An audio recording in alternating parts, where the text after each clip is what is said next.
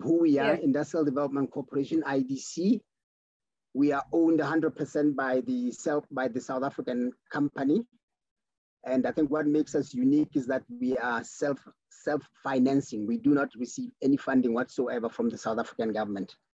The last time we received any funding was in the 1950s.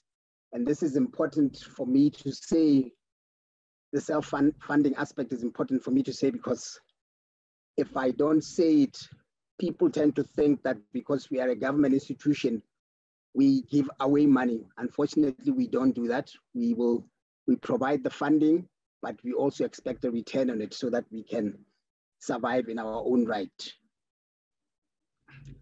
As I said, the last time we received any funding was in the 1950s, and our mandate is to catalyze and to support industrialization in South Africa and the rest of the continent. And to deliver on this mandate, we have a staff complement of about 830 people in all professions, if I may say so. People in economics, the sciences, law, engineering, finance, accounting, etc. While we were originally established to support industrial or manufacturing activities, we have evolved with the times, and now we can also support things like tourism, whereby we finance hotels, the establishment or the expansion of hotels. We also do information and telecommunications technology.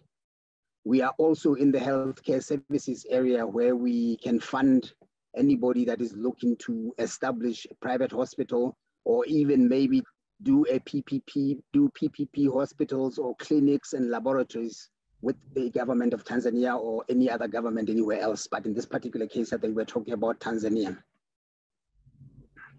Under the new industries, we have a unit called New Industries. Under the new industries, we are looking at new technologies and new economic sectors. For example, energy storage solutions. We are also into the artificial intelligence space. And one of the other ones that has come through in the new industries is medical cannabis sector and the cannabis value chain industries. We are also into those. We are open to funding infrastructure projects, including electricity generation and distribution, transport infrastructure, which includes cross-border and long-distance roads and highways, railways, ports, logistics, such as warehousing, grain silos, and cold storage.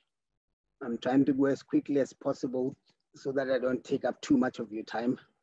And we participated at any stage of the project life cycle, and we have products that we have specifically designed for each phase.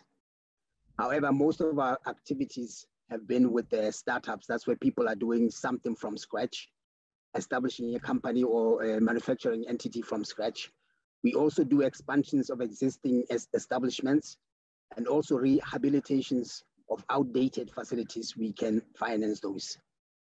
Our products include medium to long-term loans, lines of credit to our sister development finance institutions on the continent, including Tanzania. And where we are asked, we can also consider taking an equity stake in the projects that we finance. Under the COVID period that we are operating under currently, our preference is for loans. So during this period, which may last anything for. During this period, can you hear me? Last anything for. Hello. Looks like I'm breaking up. We can hear you well, sir. Please do continue. Okay. I was saying during this period of COVID, we are mainly concentrating on providing loans and very, very little equity until after this period. So right now, it's mainly loans that we can provide to companies, and these are medium to long-term loans.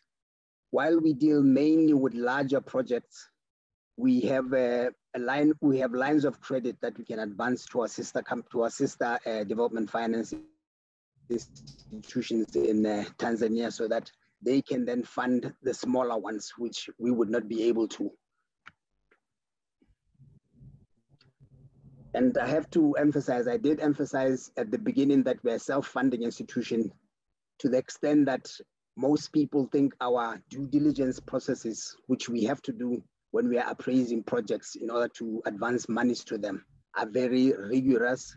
And in some cases, people tend to think that they are very intimidating, but it's something that we have to go through in order to ensure that the companies that we finance are viable and will be able at the end of the day to pay back any debt that we may have advanced to them or to generate a return for the investments that we would have made. We look at, during the due diligence, we look at things like legal compliance. We also look at the market that you're talking about, the product and the market. In most cases, it's easy to make any product, but then what we'll be looking to see is, can you really enter the market that you're saying? Do you have, for example, offtake agreements? Do you have memorandums of understanding with buyers on the other side so that once you've produced, at least you'll be able to sell? We also insist that the promoters of any project that we finance should have skin in the game. In other words, they should also have money that they've invested in the company or that they will invest in the company, so that when things go wrong, we are not the only ones that lose money, but they also have something to lose. And the most important thing, as I've indicated, is financial sustainability of the projects that we finance so that they're able to repay the debts. I think my time is almost over. We remain open across to do cross-border funding.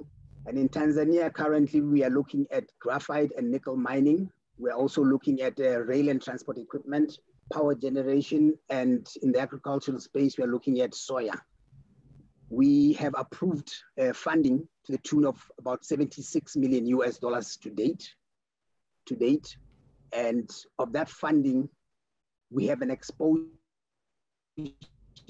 which means money currently on the ground of about 65 or 66 million US, but we are open to any other projects that we can fund. We are open. We can, like I said, at the slide before this one, we can fund up to 30% of any one project. And we would then co-finance with other financiers, which we can crowd into the project.